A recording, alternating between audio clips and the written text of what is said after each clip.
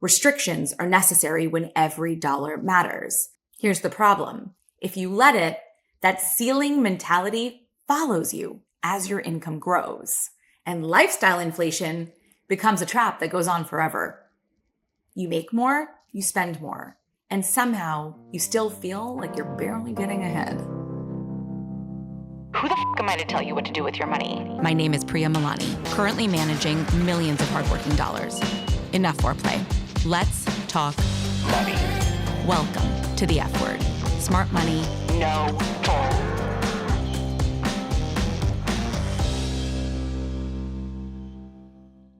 Hey guys, welcome back to the F word. Picture this. It's Sunday afternoon, you're in Soho. You stroll into Aesop for hand soap. But within a few minutes, you've got the face serum, a travel fragrance, and the geranium leaf body scrub on the counter. You're staring at a total of just under $300. You tap your card, done, zero hesitation. No shame, I do it all the time. But a few weeks ago, I was at a dinner party, and this couple starts telling us about their Saturday at Costco. They spent 2 hours debating whether to buy patio furniture for their balcony.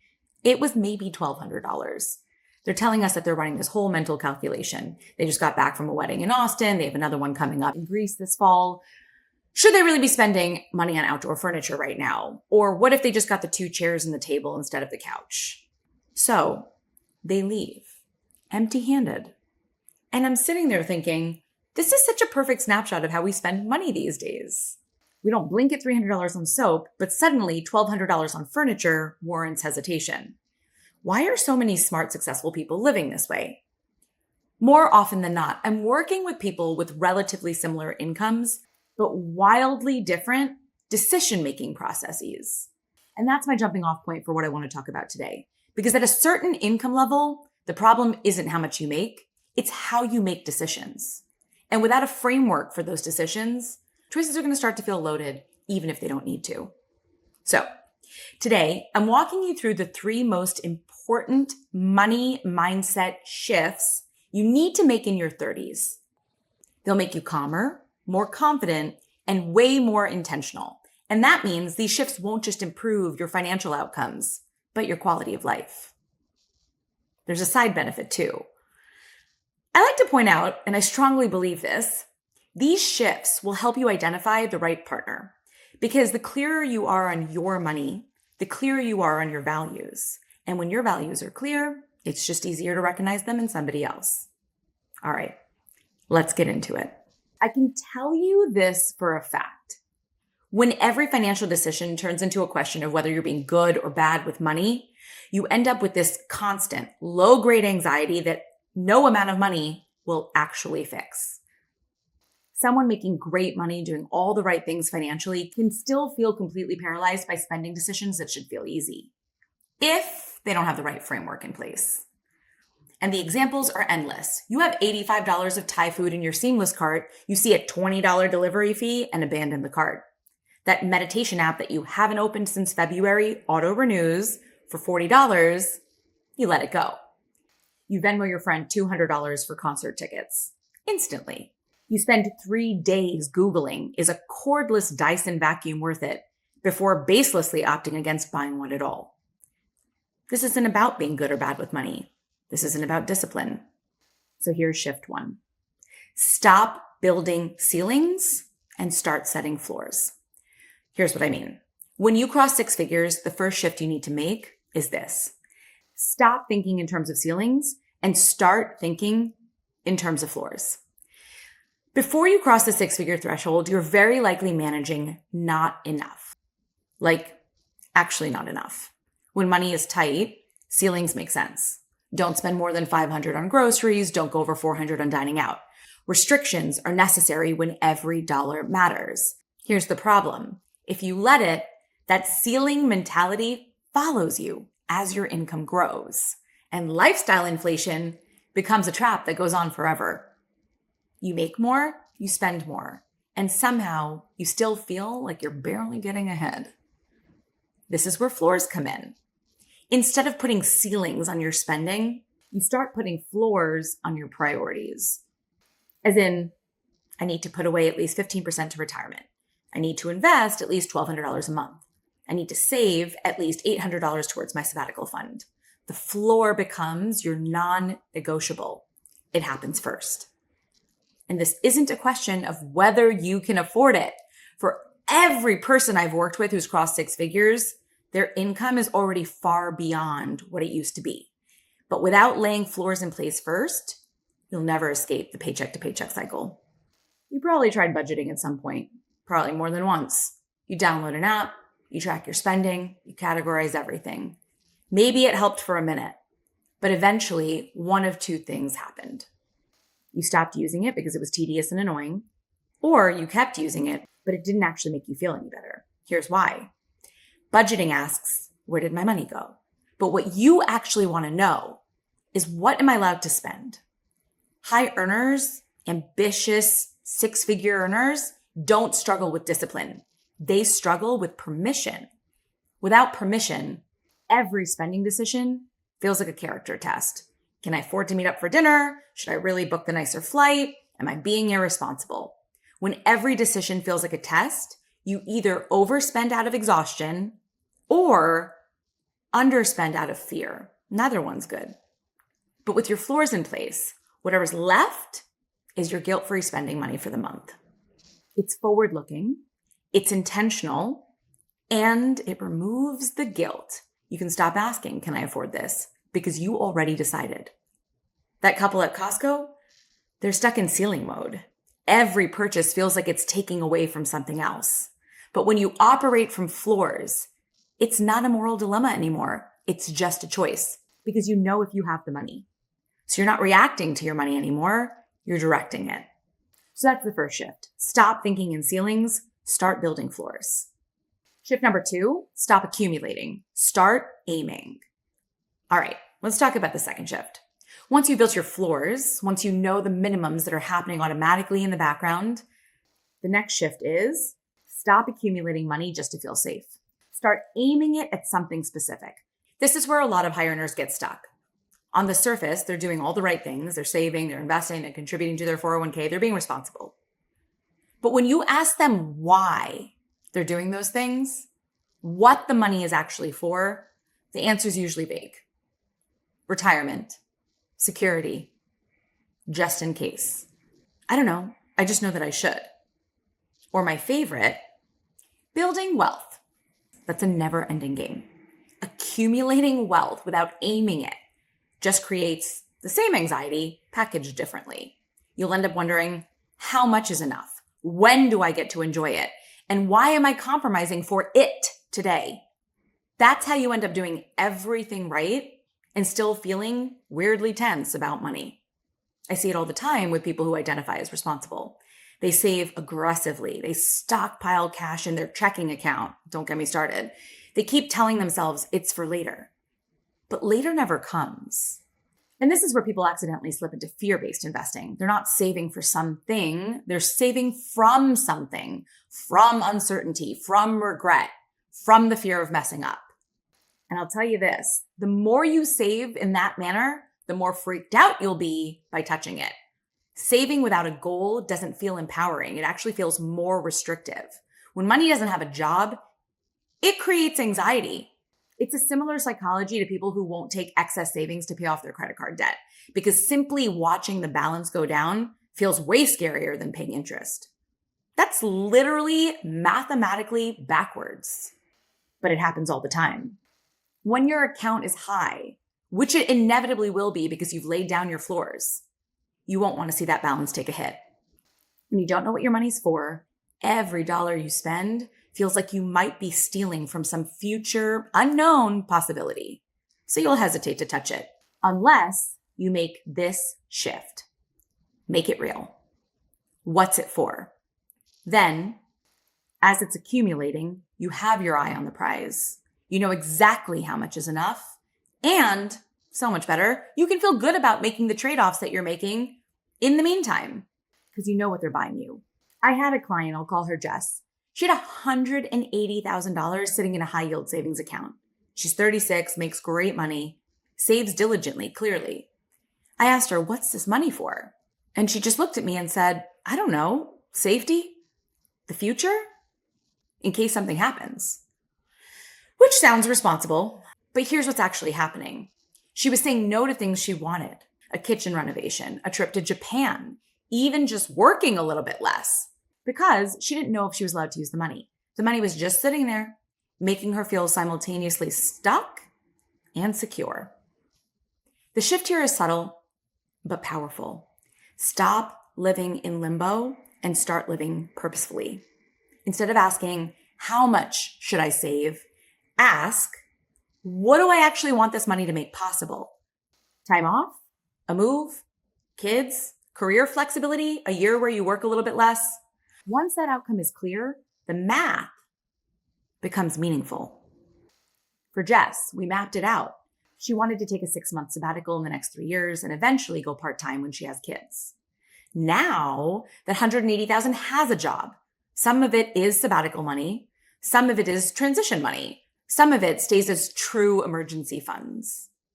And suddenly, she didn't feel guilty spending money on her kitchen because she knew exactly what the rest of her money was doing.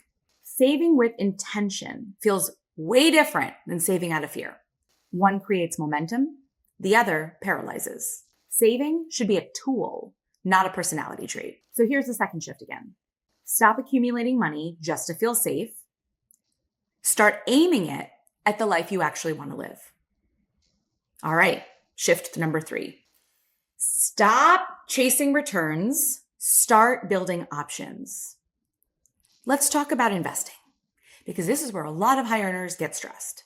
Most of us were taught that the goal of investing is to maximize returns, beat the market. And because of that, I see a lot of high earners accidentally using gambling language when they talk about investing. They'll say things like, I'm betting on tech. I got in early on that one. I'm trying to time this right. And I get it. That's how we've been taught to talk about the market. But here's the problem. That's gambling vocabulary. Betting, winning, timing, playing a game. Those words describe a game where the goal is to outsmart other players, where someone wins and someone loses. And if that's the framework you're using, investing will always feel stressful. Because in a game, you can lose. But that's not how actual investing is supposed to work. I'll give you an example. I had a client who was completely fixated on the S&P 500. Every time we talked, same question. How did I do compared to the S&P 500? If the S&P was up 20% and his portfolio was up 14%, he felt like he'd failed, like we were doing something wrong. Never mind that his portfolio was diversified, or that it had bonds, that he had cash set aside for a home down payment in 2 years, that he had international exposure. In his mind, the S&P was a scoreboard, and anything below that meant he was losing the game. So I asked him, what do you think your portfolio's job actually is? Because here's the thing. The S&P 500 is 100% US stocks. It's designed for maximum growth and maximum volatility. It doesn't care if you need the money next year. It doesn't care if you're trying to buy a home. It doesn't care if you can't afford to sell in a downturn. It doesn't care how stressful the ride is. It has one job: grow over decades, no matter how bumpy the path. But his portfolio had other near-term purposes. It had multiple jobs. Some of that money needed to be stable in the short term. Some of it needed to be accessible without selling at the wrong time. Some of it needed to behave differently so he wasn't fully exposed if one area of the market tanked. So when his portfolio didn't match the S&P 500 in a given year, that wasn't underperformance. That was the portfolio doing exactly what it was designed to do. Gambling asks, did I win? Investing asks, is this doing what I need it to do? When you use gambling language, success is always going to be comparative. Did I beat the market? Did I time it right? Am I ahead or behind? When you shift to investing language, the questions actually change. Does this give me the options I want? Can I access the money when I need it without selling at a loss? Am I protected if one part of the market crashes? Can I weather a bad year without panic? Those aren't performance questions, but they are the questions a smart investor asks. Once you've worked on mindset shift number 2 and you're aiming for real outcomes, the S&P 500 is very unlikely going to be the appropriate benchmark of success. Also, though, investing will stop feeling like a never-ending race with winners and losers. That's a good thing. It's going to start feeling like a more deliberate way to support the lifestyle you're building over time, not overnight. That's why things like tax diversification, account structure, and asset allocation matter so much for high earners. Not because they're fancy strategies, but because strategy beats prediction, beats gambling. So that third shift again, stop using the language of gambling to talk about investing. Real investing isn't about guessing the right stock or beating a benchmark. It's about making sure your money does what you need it to do consistently and without requiring your constant attention. So there you have it. The 3 most important mindset shifts to make around your money in your 30s, especially when you're earning 6 figures. Again, here they are. Number 1, stop thinking in terms of ceilings. Start setting floors. Number 2, stop accumulating wealth for the sake of it. Start aiming for clear priorities.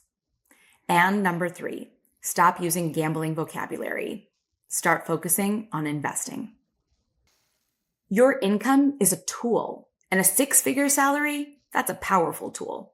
Once you understand it better, you'll be able to use it better, and that'll unlock all kinds of opportunities. Okay, before I let you go, I always end the show with my segment called Best Bite.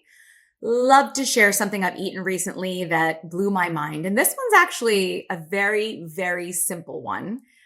This restaurant actually came up a couple weeks ago when I was chatting with my friend Priya. We were talking about the ethics of building wealth. And she brought up as her best bite, the restaurant Tanshin. My best bite this week comes from that restaurant, and it's a ramen place. The ramen is out of this world. It's really phenomenal. Highly recommend. But my best bite is they have this set of 3. It's an appetizer, and you get kimchi marinated mushrooms, some sort of edamame, and like a ginger soaked cucumber. And oh my God, I guess I'm cheating a little bit because my best bite is actually this little appetizer tray that you get with these 3 phenomenal bites. So I'm picking the set of 3 from Tanshin. So good. If I had to pick one on that tray, I might actually go for the edamame. I can't explain the flavor. It's salty and savory and umami and all the things. It's addicting. It's so good. So if you get a chance, try the set of 3 at Tanshin. Finally, I just want to say, if you're in your 30s and you're earning good money, this is a true inflection point. You can keep doing what you're doing, earning more, saving more, hoping it eventually feels different. Or you can make these shifts now and change how money feels for the rest of your life. You don't need more income, although it'll come. You need clearer decisions, intentional outcomes, and systems that support the life you want. Because financial freedom isn't about having unlimited money. It's about knowing confidently that your money is doing exactly what you need it to do, what you want it to do. And as always, please like, subscribe, and follow us to be in the loop on future money topics. I'm Priya Malani, financial advisor for 30-somethings. All right, that's it for today. Thanks for listening.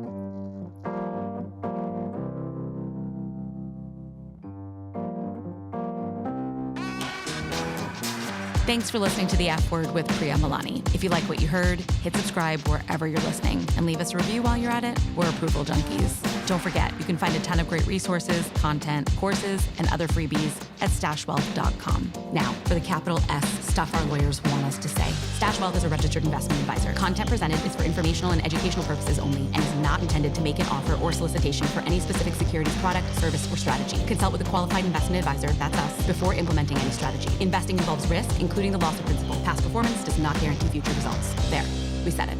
Did I have that up?